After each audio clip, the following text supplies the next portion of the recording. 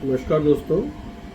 जैसा कि हमने नक्षत्रों के वर्गीकरण के ऊपर एक सीरीज़ चला रहे हैं। पिछले रील में हमने दिखाया था कि भाई ध्रुव स्थिर नक्षत्र का उपयोग कैसे किया जाता है और सामान्य ज्ञान भी दिया था नक्षत्रों का। उसी के कंटिन्यूशंस में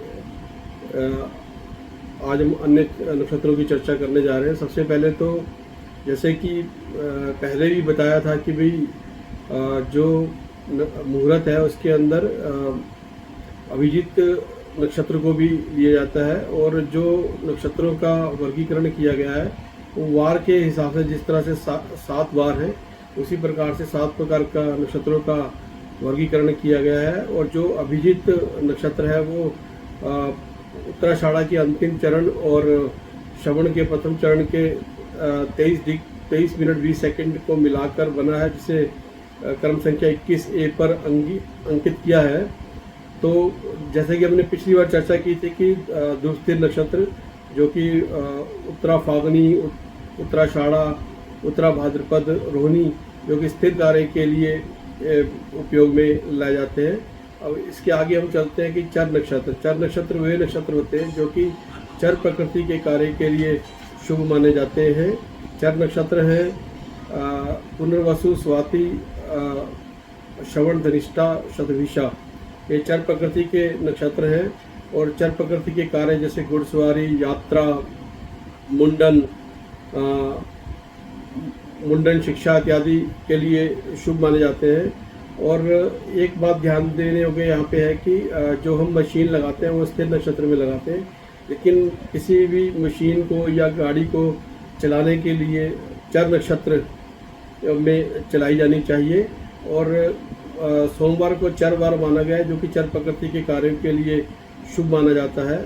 इसके पश्चात जो आते हैं उग्र क्रूर नक्षत्र अर्थात पूर्वा फागनी, पूर्वाषाढ़ा, पूर्वा भाद्रपद, मघा और भरणी, ये उग्र क्रूर नक्षत्र हैं जो उग्र क्रूर कार्य की प्रकृति के लिए शुभ माने जाते हैं और शुभ कार्यों में वर्जित हैं। हथियारों की खरीद के लिए बहुत शुभ माने जाते हैं, लेकिन किसी को नुकसान पहुंचाने के लिए हथियारों की खरीद के लिए शुभ है।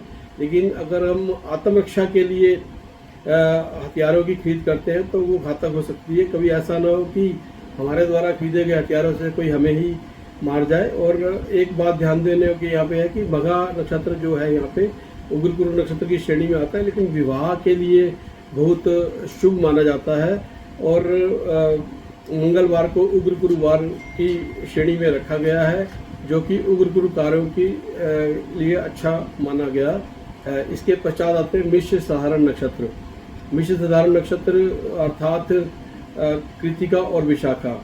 ये अग्नि के शुभ प्रयोग के लिए अच्छे माने जाते हैं। हवन के लिए, औषधि बनाने के लिए अग्नि के शुभ प्रयोग अर्थात हलवाई का किसी शुभ कार्य के लिए पहली बार भट्टी लगाना उसके लिए शुभ माने जाते हैं।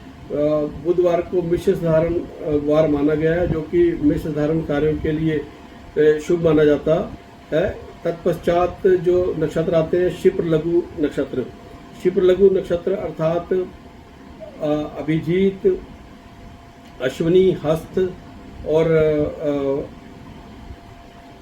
पुष्या, ये जो हैं क्षिप्र लघु नक्षत्र हैं जो किसी भी प्रकार के शुभ कार्य के लिए शुभ माने जाते हैं। विशेषकर शिक्षा के लिए बहुत अच्छे माने जाते हैं।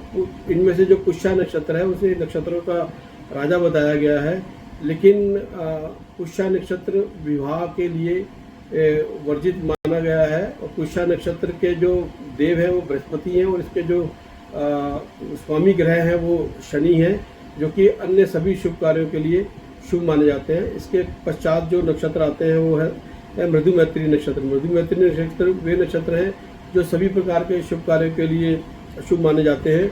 मधुमैत्री नक्षत्र जैसे रेवती, मृगशिरा, चित्रा और अनुराधा, ये मृदुमैत्री नक्षत्रों की श्रेणी में आते हैं। मृदुमैत्री नक्षत्र विशेषकर प्रेम के लिए, काम के लिए, प्रतिकर्म के लिए, क्रीड़ा के लिए, पन्ने अर्थात बिजनेस एक्टिविटी के लिए और भूषण आभूषण धारण करने के लिए, नए वस्त्र धारण करने के लिए शुभ माने जाते हैं।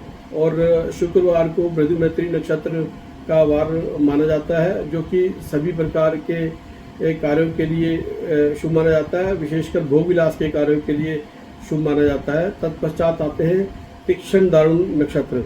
तीक्ष्ण दारुण नक्षत्र वे नक्षत्र हैं जो शुभ कार्य में वर्जित है, लेकिन किसी को नुकसान पहुंचाने के लिए, फूट डालने के लिए, चुगली करने के लिए, तांत्रिक कार्य के लिए और जानवरों को शिक्षा देने के लिए शुभ माने जाते हैं। ये नक्षत्र हैं आद्रा, अश्लेषा, ज्येष्ठा और मूल।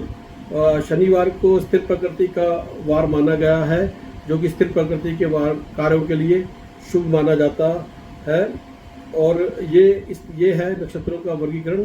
आपको अगर मेरी वीडियो पसंद आई हो तो मेरे चैनल को लाइक, कमेंट, शेयर और सब्सक्राइब करें। धन्यवाद।